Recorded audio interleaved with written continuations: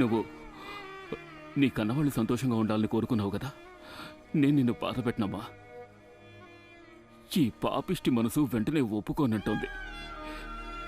కొంచెం టైం ఇవ్వు, నిన్ను మార్చుకుంటాను.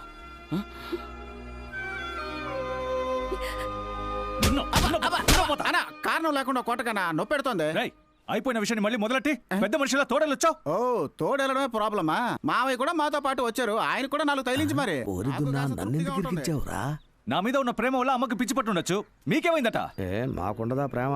అవును, ముందు ఈయన ప్రేమిస్తాడు, తర్వాత వద్దంటాడు. ఆ అమ్మాయి వరండాలో కూర్చొని ఓ రాగాలు పెడుతుంది. రాని మావయ్య ఏరు పారేస్తాడు. పండు తింటా. ఏమా, ఇంట్లో ఒకటి అచ్చటా ముచ్చటా లేకుండా ఏడుస్తూ కూర్చునుంటే ఆ కుర్రాడు ఎక్కడున్నాడో ఏం జరిగిందో భయపడుతూ ఉంటే నువ్వు వెళ్ళి సంబంధం మాట్లాడతావా? మోసం చేసి పారిపోయిన వాడి గురించి మీరు ఆలోచించకండి. ఏ గాడిదా, బుద్ధి లేదు, తొందరపడ్డా నీకు బాగా అలవాటైపోయింది. పారిపోయేవాడే అయి ఉంటే